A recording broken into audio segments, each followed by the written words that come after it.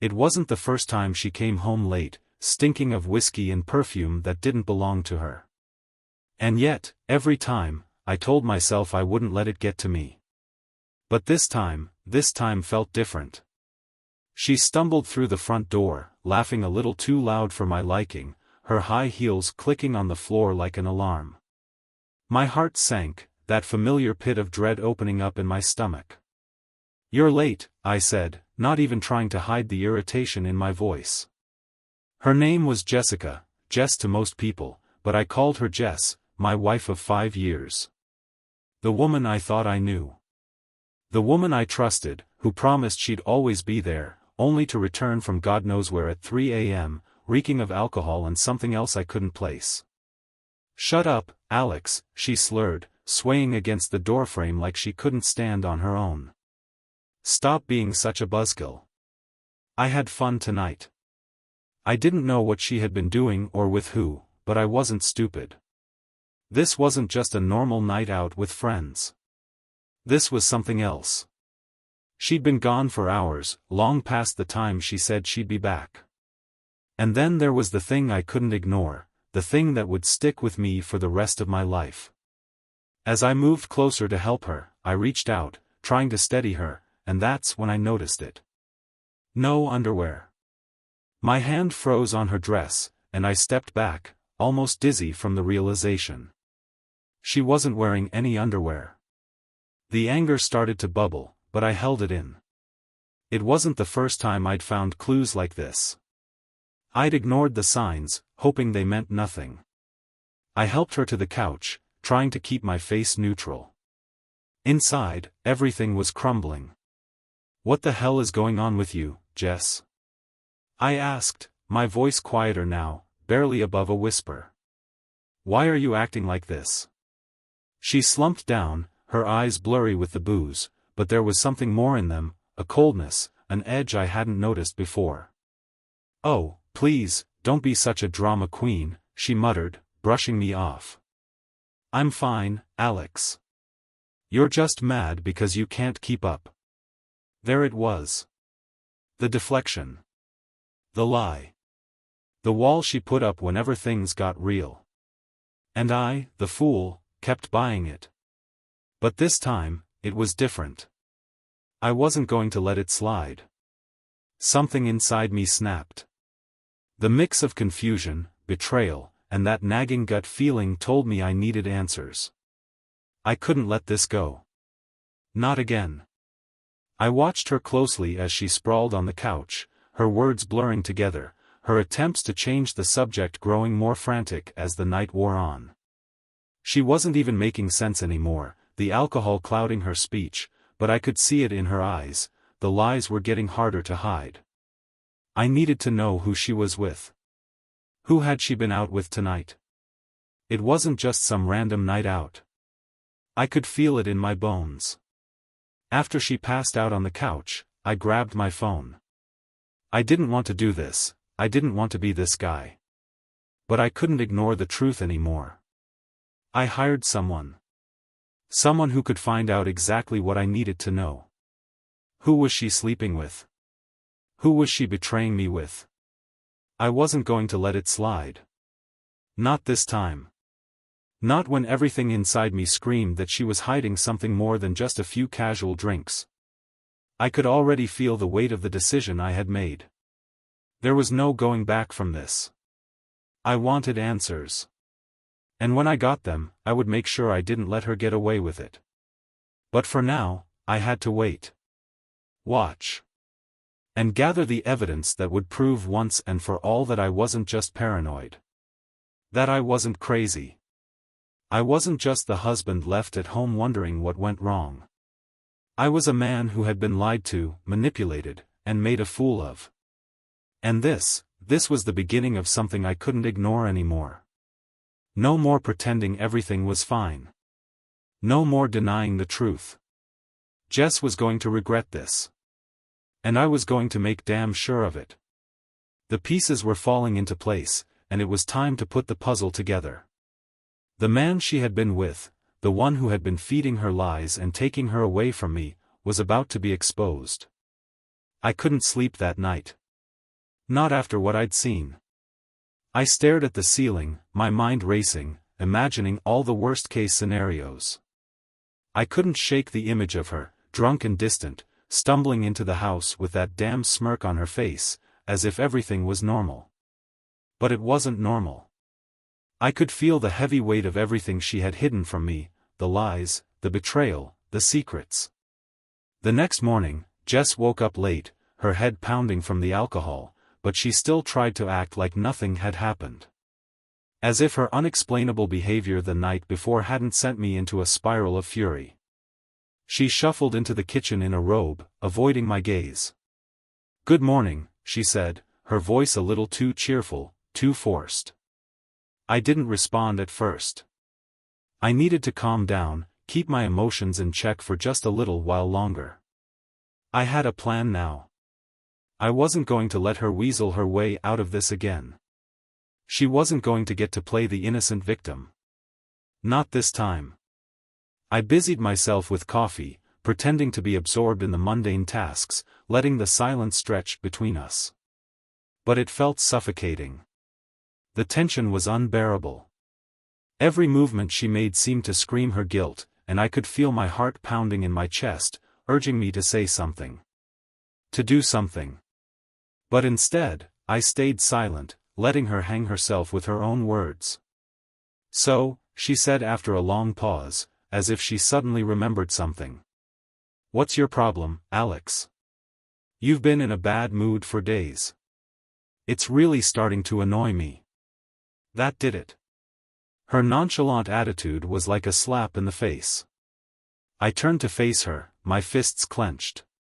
The words I had been holding back for so long finally poured out of me, sharp and furious. "I'm annoyed because you came home last night like a wreck, Jess. I'm annoyed because I've been married to a woman who's been lying to my face for months. And I'm not blind, don't think I didn't notice the way you've been acting. The way you've been disappearing, acting like everything's fine while you've been out there, cheating on me." Her eyes widened for a moment, but she quickly recovered. Her lips curled into a smug, almost taunting smile. "Oh, you think I've been cheating on you? That's rich, Alex. You think you're the only one who has problems? Do you know how suffocating it's been living with you? How boring and predictable everything's gotten. Maybe I just needed to feel something different. Maybe I needed to escape." Her words hit me like a punch to the gut. I could hear her voice, but the anger started to blur everything around me. I had never seen her like this before, so cold, so indifferent. Her face held no remorse, no guilt.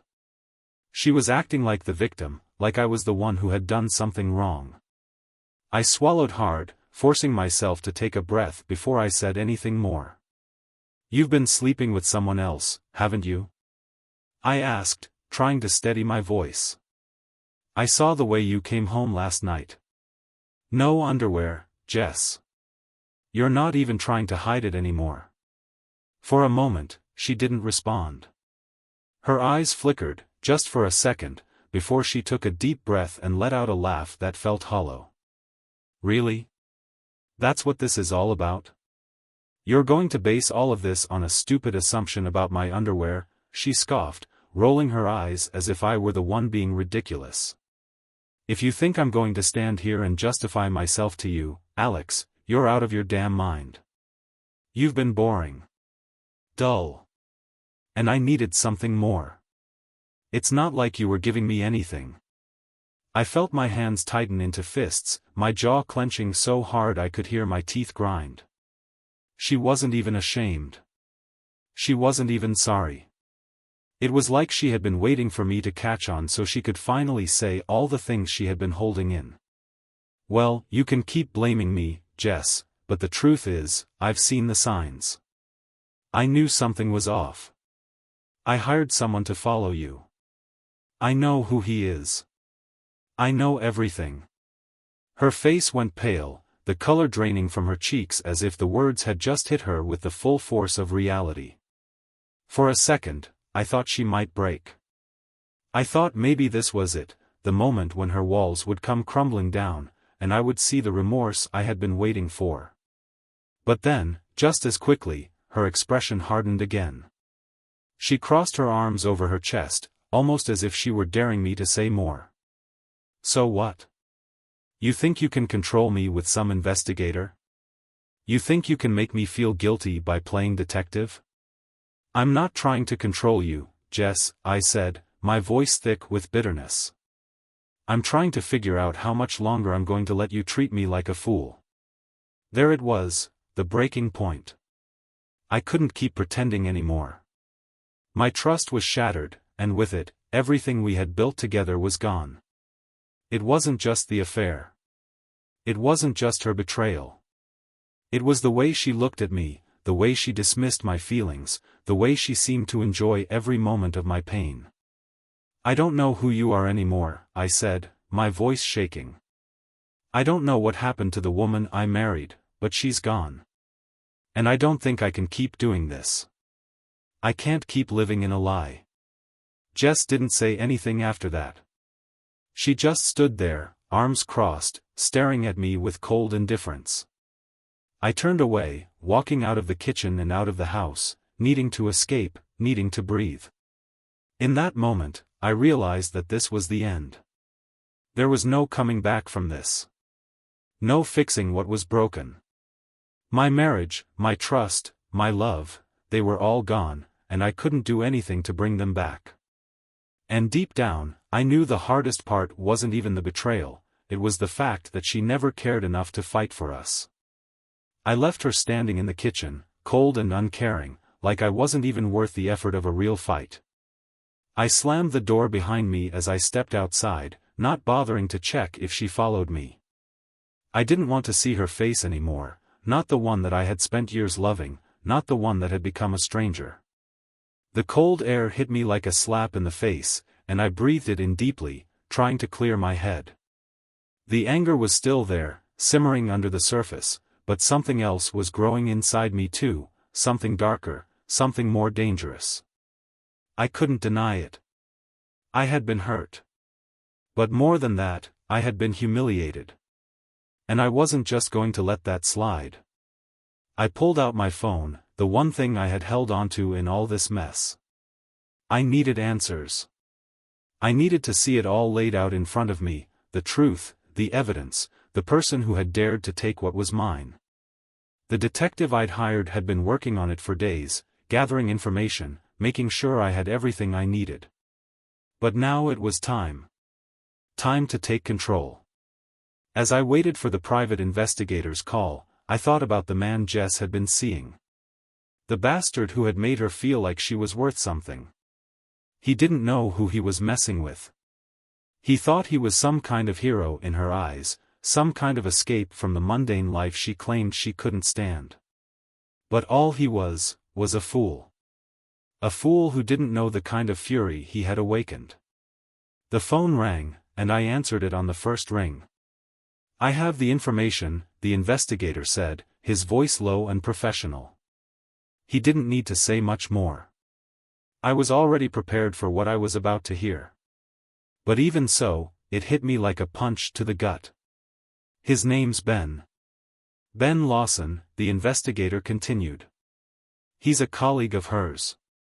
Works with her at the ad agency. They've been seeing each other for the past few months. I closed my eyes, letting the weight of the words sink in. A colleague. She had been lying to me about everything, telling me she was at work late, telling me she was with clients, when all along she had been with him. Ben Lawson. I didn't even know what he looked like, but I could already feel the rage bubbling up inside me. Thanks, I said, hanging up without another word. I didn't need more details. I didn't need to hear about their late-night rendezvous or how she had laughed in my face as if everything was just a game. I knew enough. And now, it was time to make sure she felt the consequences. I didn't go back into the house right away. I walked around the block, trying to calm myself down, trying to figure out how to handle the situation.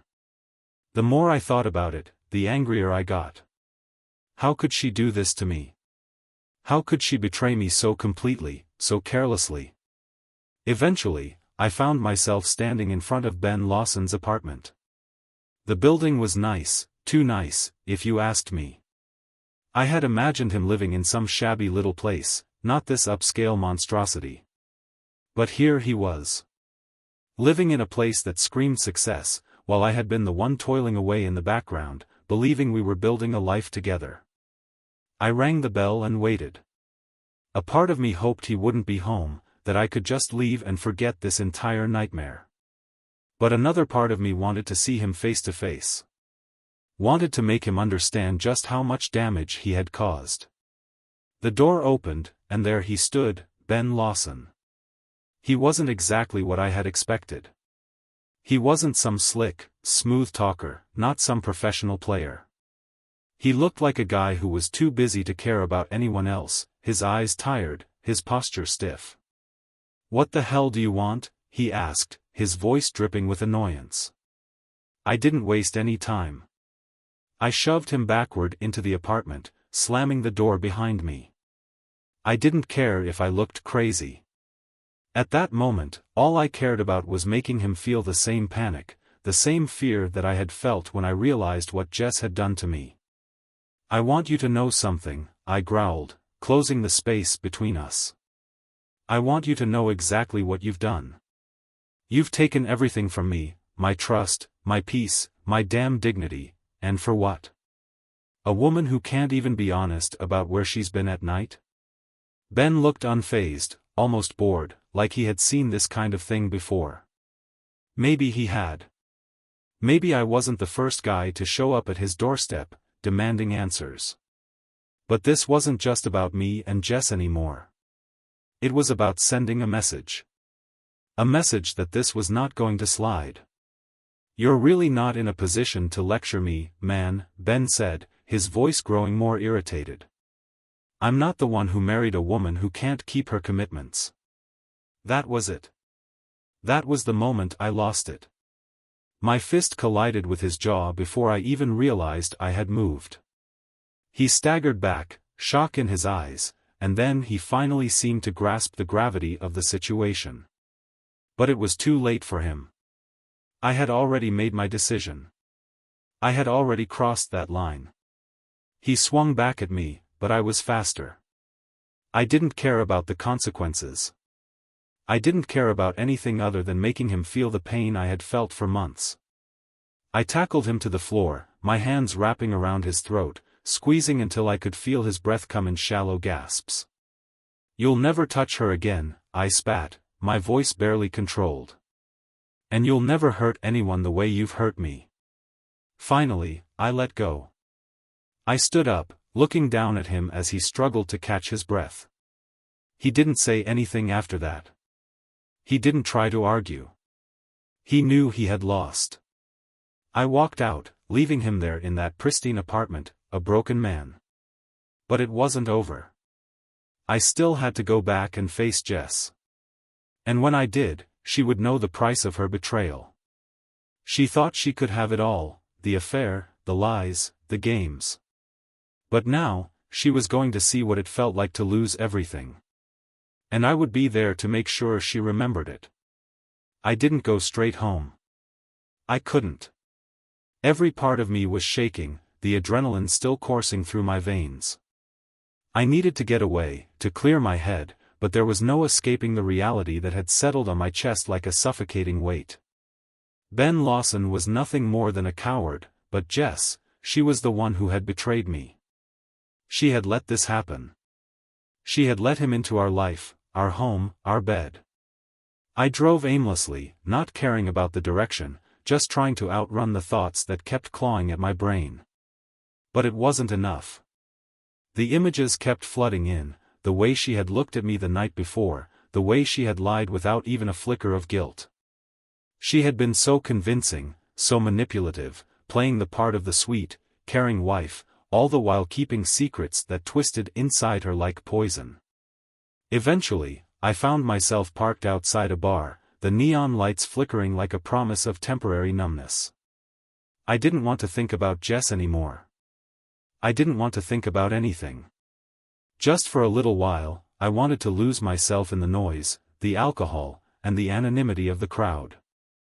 I walked in, the door slamming behind me, and the first thing I noticed was how empty the place felt, like everyone was lost in their own little worlds.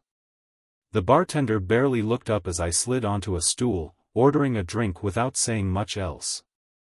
"Rough night?" he asked, sliding the whiskey across the bar. "You could say that," I muttered, taking the glass in my hand. The burn of the liquor was nothing compared to the way my chest felt right now. But it did help to blur the edges of the pain, even if just for a moment. I downed the drink quickly, and when the bartender didn't try to stop me, I ordered another. I could feel the alcohol beginning to dull my senses, just enough to let me breathe a little easier. I didn't want to think about Jess, about what she had done, about what she was probably doing right now. It wasn't until I heard a familiar voice from across the bar that I snapped back to reality. Well, if it isn't Mr. Perfect. I turned slowly, and there she was, Jess. She looked like a woman who didn't have a care in the world, her hair perfectly styled, her smile almost too wide to be real. She was with someone else, another man. The bastard she had been seeing. I could see the glimmer in his eyes, the smugness of someone who thought they had won, who thought they were in control. She didn't even flinch when she saw me, didn't even pretend to be surprised. Instead, she walked over like she had every right to be there, like she hadn't just destroyed everything I had worked for. "Alex, this is Ben," she said casually, introducing him like we were old friends, like I wasn't the man she had promised to love for better or for worse. "Ben, this is my husband." I could feel the tension in the air, the silence settling between us like a heavy fog. Ben barely acknowledged me, his eyes flicking toward Jess like he was waiting for her to speak, for her to smooth over the situation. I stood up, suddenly feeling too small, too vulnerable. Everything inside me screamed to walk away, to get out of this nightmare. But I couldn't. I had to face it. I had to make her see the reality of what she had done. "Is this how it is now, Jess?" I asked, my voice low and steady, though my insides were twisting. "You just show up here with him, like everything's fine, like I don't exist?" She didn't even bat an eye. "What do you want me to do, Alex?" she said, the indifference in her tone cutting through me like a knife. "You're the one who couldn't keep up. You're the one who couldn't give me what I needed. Maybe it's time you faced the truth." I shook my head, a bitter laugh escaping my lips. "The truth? You want to talk about the truth, Jess?" I glanced at Ben, his smug expression only fueling the rage building inside me. "The truth is that you've been lying to me for months. The truth is that you've been sleeping with him behind my back." Ben stood up, his chest puffing out like he was ready to fight. But I didn't care about him. I didn't care about what he had to say. "Alex, stop being such a damn fool," Ben spat, stepping toward me. "She doesn't want you anymore. I'm the one she chose. So just accept it, and move on." The word stung like poison, and before I even knew what I was doing, my fist was in motion, landing a hard punch right across his face. He stumbled back, surprise flashing in his eyes, but there was no fear. He wasn't scared of me. He didn't get it.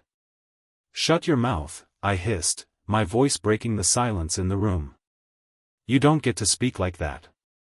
You don't get to take what's mine and walk away like you've won."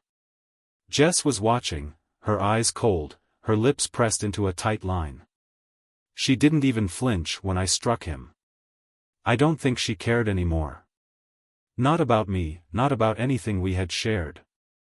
She was lost to her own selfish desires, and I was the one who had been foolish enough to believe I could change that. "I didn't want this," I said, my voice shaking now with anger and frustration. "But you wanted him. You wanted everything he could give you, and now you're here, rubbing it in my face like I don't even matter." "I'm done, Alex," she said simply, her voice cool and detached. "I'm done with you. And you need to get over it." I felt the air leave my lungs. All the anger, all the pain, it hit me like a wave, crashing over me, suffocating me in that one moment. She had already made her decision. And no matter what I did, it wasn't going to change a damn thing. I walked out of the bar without another word. I didn't need to hear any more. I didn't need her or Ben or anyone else to tell me what I already knew. She was gone. And I was done chasing something that wasn't worth fighting for. For the first time in months, I felt a strange sense of relief wash over me. It wasn't about winning or losing. It was about letting go of the lie I had been living. I didn't look back. I couldn't. I walked down the street, my hands stuffed deep in my pockets, my thoughts racing with everything that had just happened. I couldn't believe it. A part of me was still trying to wrap my head around how quickly everything had fallen apart, how the life I thought I knew could slip through my fingers in such a brutal, unforgiving way. But no matter how much I tried to fight it, I couldn't escape the reality: Jess was gone. Not physically, maybe, but emotionally. She had checked out long before tonight, and I had been too blind to see it. The cold night air hit me like a slap, waking me from the daze that had settled over me. It felt like everything was moving in slow motion.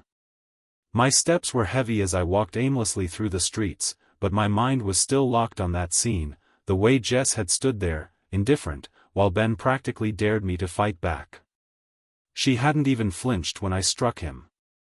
She hadn't flinched when I threw all the anger I had left at the man who had taken what was mine.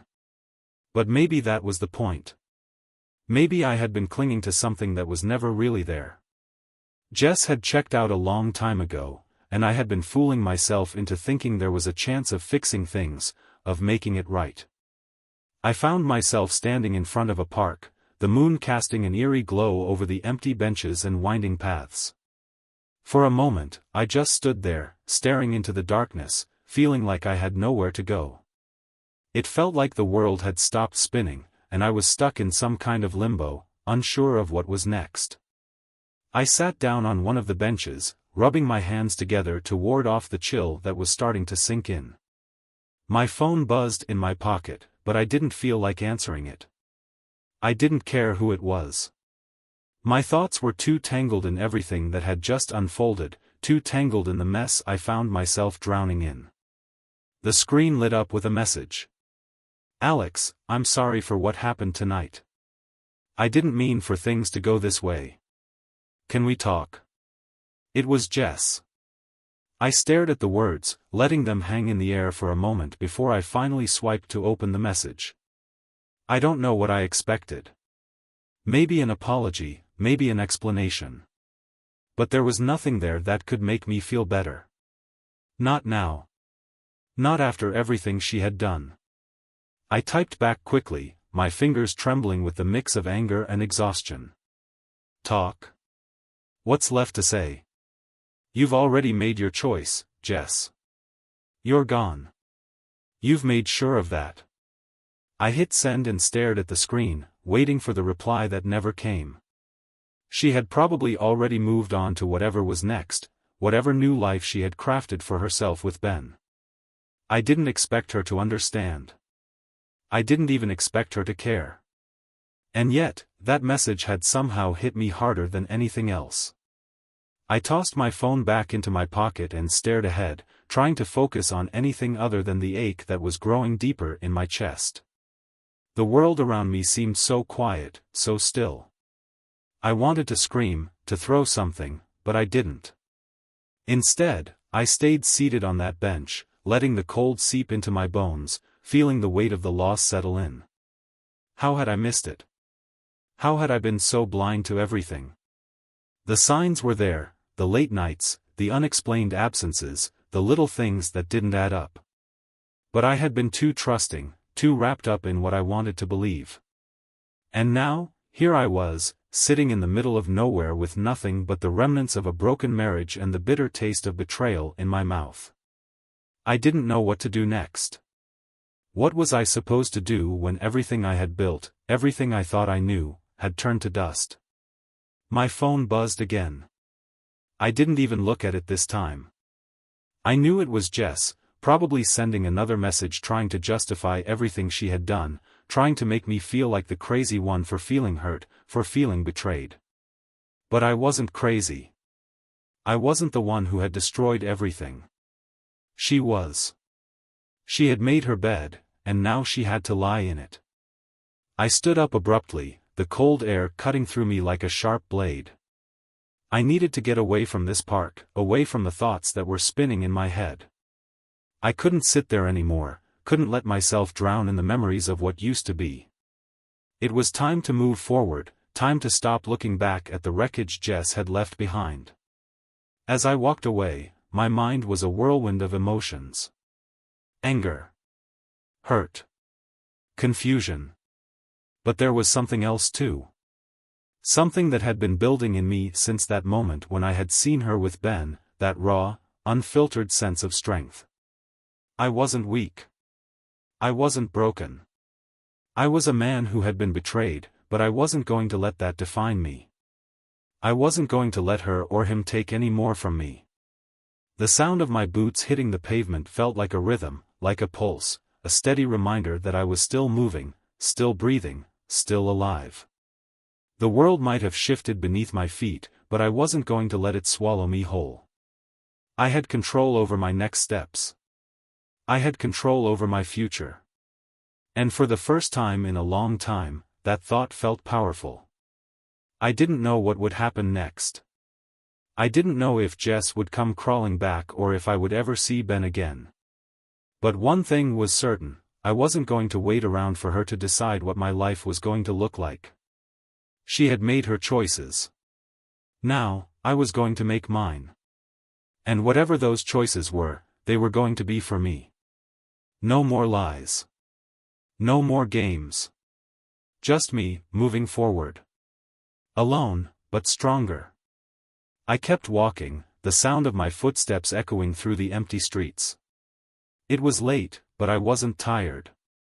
Not physically, anyway. My mind was racing with a million different thoughts, none of them making any sense. How had I let it all go so far?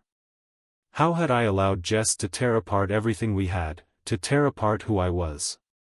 I shook my head, trying to clear the thoughts, but they only grew louder. The image of Ben's smirk, the look on Jess's face when she had introduced him to me, it all felt like a slap in the face, each one harder than the last. I had given everything to this relationship.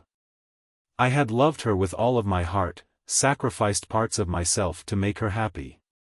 And this was how she repaid me? With lies and betrayal?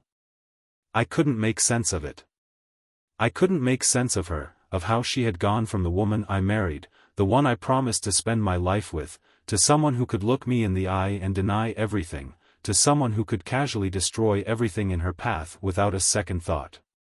I turned down a side street, the darkness wrapping around me like a cloak. It was quiet here. The kind of quiet that made you feel isolated, as if the world had forgotten about you.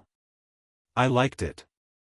It gave me room to think, or, more accurately, room to try to shut down the storm of emotions inside me. But no matter how hard I tried to push them away, they came back. The anger, the hurt, the confusion, it all came rushing back in waves, relentless and suffocating. I needed to do something. I needed to stop letting Jess's betrayal control my thoughts, my actions. I needed to take back what was mine. My phone buzzed again. I pulled it out, half expecting to see another message from her. But this time, it wasn't Jess. It was a notification. A reminder. The lawyer's office had scheduled an appointment for tomorrow. For divorce. The word hit me like a punch to the gut. Divorce. I had heard it in passing before, in whispers, when friends or family had been talking about their own failed marriages. I had never imagined it would be me. But here I was, standing in the middle of the street, clutching my phone like it was the only thing keeping me tethered to reality. Divorce. It was the one thing I had never wanted, the one thing that now felt inevitable. I stopped walking. I didn't know where I was anymore, didn't care. The city seemed to stretch out in every direction, infinite and indifferent. But I couldn't stand still. I had to keep moving. I had to do something. The idea of sitting around, waiting for things to happen to me, had never sat right with me. I wasn't going to let Jess's betrayal be the final chapter of my life. Not if I could help it. I found myself back near my car. I didn't know how I had gotten here. It didn't matter. What mattered was what I was going to do next. The appointment with the lawyer felt like the first step, a necessary one. But there was something else inside me, something darker, that wanted to take action, wanted to take control in a way I hadn't before. I got into the car, the engine starting with a low rumble. I didn't know where I was going, but I was going somewhere. I needed to find something, someone, maybe, to give me clarity. I needed to stop this feeling of being trapped, of being powerless. The more I drove, the more I realized that I wasn't just driving away from Jess. I wasn't just running from the pain. I was running toward something. I didn't know what that something was, but it was pulling me forward like a magnet, something that had been buried deep inside me all this time. The person I had been before her, the man who hadn't been afraid to make tough choices, to take control of his life, no matter what it cost him. I was done being a victim of my circumstances. Done with feeling sorry for myself. Done with being tangled up in this mess that Jess had created. She had taken her piece, and now it was time for me to take mine. I pulled off onto a side road, a familiar spot. The place where I used to go to think, to clear my head.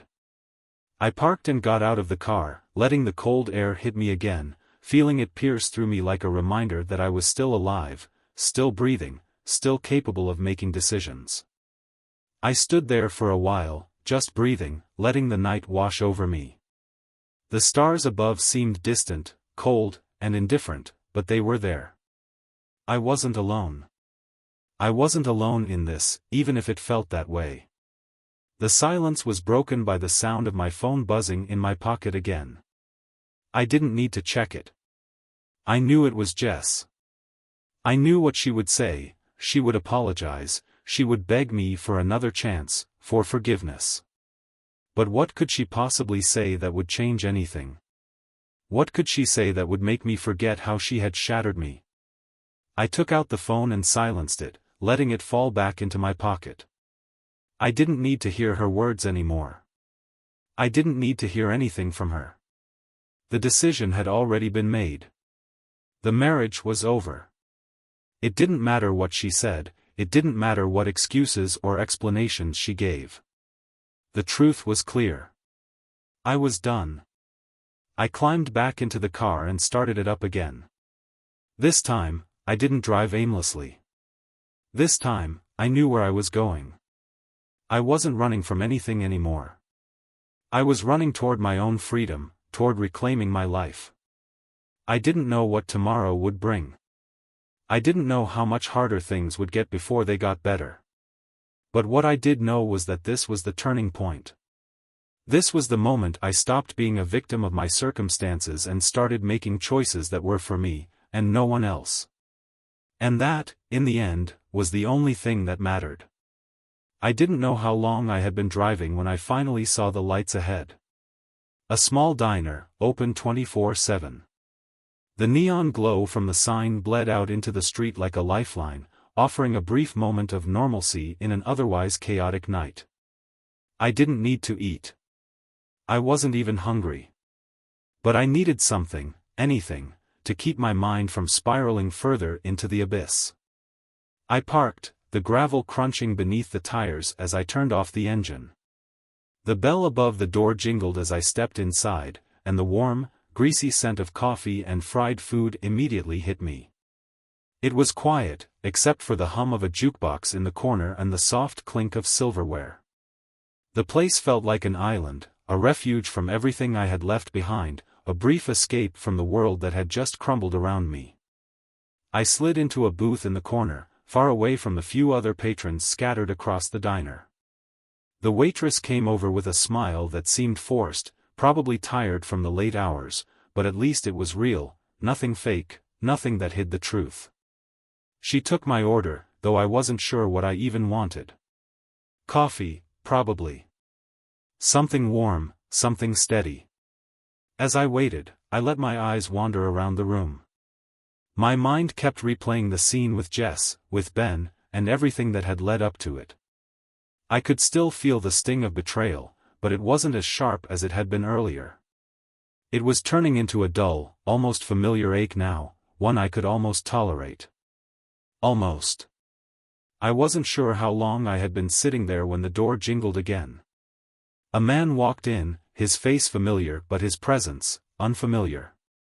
My stomach dropped as I realized who it was. Ben. He walked in with that same smug confidence, the same arrogant smile that had irked me since the first time I saw him. The bastard who had everything I had lost. I clenched my jaw, a flash of anger coursing through me, but I did my best to keep my expression neutral. I didn't want him to know he had gotten to me, not yet. He didn't see me at first. He made his way toward the counter, ordering something without even looking around. I stared at the back of his head, all the resentment and rage building up inside me like a tidal wave, ready to crash. I knew what he was. A man who took pleasure in the pain of others, who reveled in the destruction he caused. He didn't care about Jess. He didn't care about me. He cared about winning. About proving he could have everything he wanted, without consequence. I took a deep breath, letting the air fill my lungs, trying to steady myself. I could feel my heart hammering in my chest, but I wasn't going to let him provoke me. Not here. Not now. But then something happened that I wasn't expecting. He looked up. Our eyes locked for a brief moment.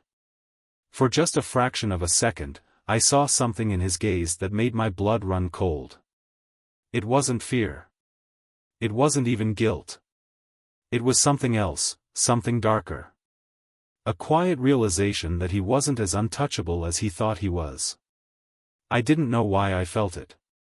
Maybe it was the way he looked at me, or maybe it was just my own intuition. But I could sense it in the way he shifted his stance, in the subtle hesitation in his movements. For a moment, he wasn't the confident, arrogant man I had seen earlier. He was human. And suddenly, the idea of confronting him, of getting the answers I wanted, didn't feel as important as it had before. I felt no desire to scream at him, no desire to fight. I just wanted to understand, how could he look at Jess the way he did? What was so special about her that he would risk everything to destroy another man's life? He took a step toward my booth, his mouth opening, no doubt ready to say something cocky, something that would rile me up. But before he could get a word out, I stood up. I wasn't going to wait for him to finish. I wasn't going to give him the satisfaction of my anger, of my frustration. I walked past him without a word, my feet carrying me toward the door. "Where are you going?" he called after me, his voice laced with mock confusion. I didn't answer him. I didn't need to. I was done. I was done playing into this game, done letting my emotions dictate my every move. Jess had already made her decision. Ben was nothing more than a footnote in this chapter. And I had somewhere else to be. Somewhere I needed to go to start over. The cold night air hit me like a slap in the face as I stepped outside. I didn't feel the anger anymore. Not toward him, not toward Jess. All I felt was emptiness. But it wasn't the kind of emptiness that scared me. It was the kind that came from realizing that I no longer needed any of it. I didn't need to keep chasing ghosts, chasing the past. I had the power to create something new. I got into my car, my hands steady on the wheel. I didn't need to see Jess, or Ben, or anyone else. I didn't need to keep seeking answers that would only hurt more. I had learned enough. I had learned that I didn't need them. I had learned that I could stand on my own. The road stretched out before me, a blank canvas waiting to be filled. The possibilities were endless, and for the first time in what felt like forever, I didn't feel afraid of the unknown. I didn't feel afraid of the future. I pressed the accelerator, watching the city fade behind me. There was nothing left for me there. Nothing but memories and regrets.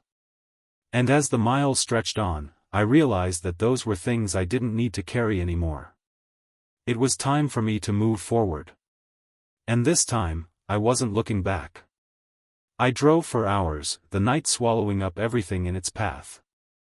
The car's headlights cut through the darkened roads, the monotonous hum of the engine lulling me into a quiet trance. I wasn't really sure where I was headed, only that I needed distance. I needed to be somewhere else, anywhere else, where everything that had happened didn't matter. Where I could finally start shedding the weight of this past that had clung to me like a second skin for far too long. The radio was off. I didn't want any noise. No distractions. No voices. Just silence. It was only in the silence that I could truly hear myself think, without the constant echoes of what Jess had done or the anger that still simmered beneath the surface. I wasn't trying to forget, not exactly. But I was trying to let go, trying to find some peace amidst the wreckage. The car eventually took me to a small, unfamiliar town. A place I'd never been before. No reason to stay, no reason to linger. It was just another stop along the way, another pit stop in a journey that had no clear destination. But it was enough. The quiet of the town called to me, offering the anonymity I craved. The streets were empty, the buildings dark. The silence was almost deafening, and I welcomed it. I pulled into a gas station, the flickering lights casting an eerie glow over the pumps. I stepped out of the car, taking a long, deep breath of the cool air. It smelled different here, cleaner, fresher. Something about it made me feel like I could finally breathe again. I needed that. I needed something to remind me that life could still offer moments of peace, even after everything had fallen apart. As I stood by the pump, I noticed a figure leaning against a nearby bench. A man, probably in his mid-30s, his face worn from the years but still holding onto some semblance of youth. He looked like he had been here for a while, maybe even longer than I had been. His eyes were distant, focused on nothing, as though he was lost in his own world. I didn't know why, but I found myself walking toward him. It wasn't intentional. There was no plan behind it. But something about his presence seemed to pull me in.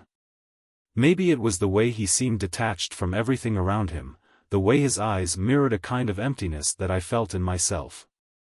"Long night?" I asked, breaking the silence between us. He glanced up at me, his eyes tired, but sharp.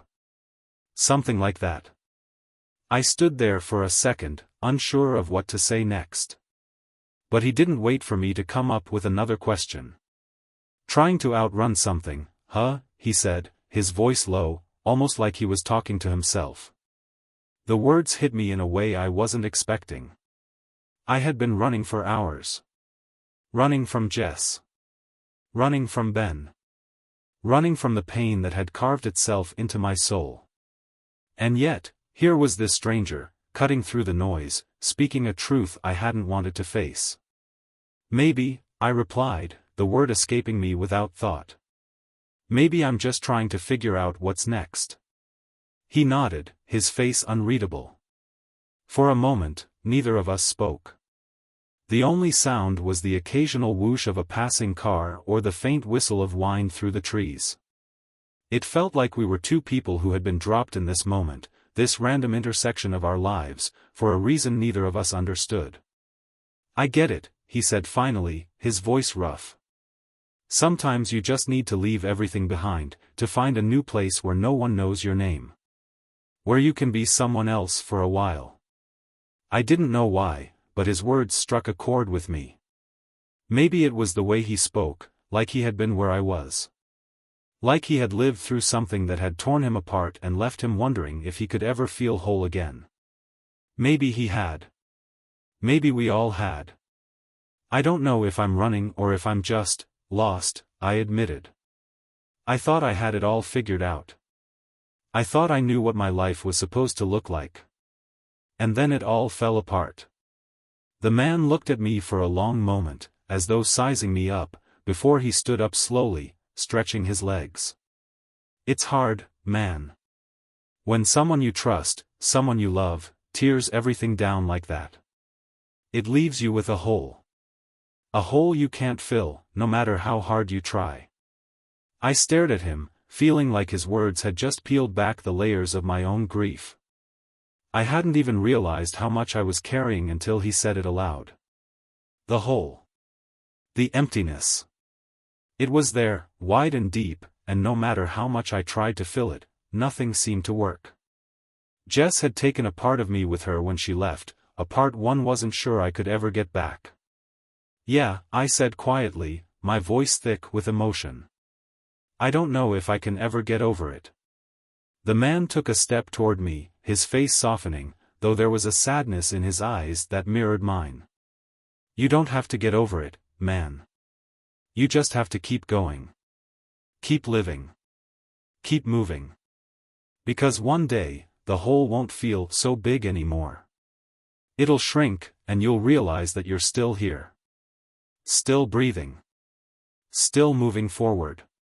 His words hung in the air between us, and for the first time in what felt like forever, I felt a flicker of hope.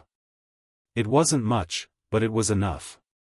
Enough to remind me that maybe, just maybe, there was more to life than the pain I had been carrying.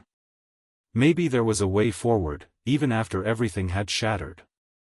I nodded, unsure of what else to say. The man gave me a small smile, and for a moment, I thought I saw something in his eyes that was familiar. A shared understanding. And then, without another word, he turned and walked away into the darkness. I stood there for a long time, watching him disappear into the night. The weight of everything still hung on my shoulders, but it felt lighter now, somehow. Like I could take a step forward without feeling like I was sinking. I glanced at the gas pump, then back at the road ahead. Maybe I was lost. But maybe that was okay.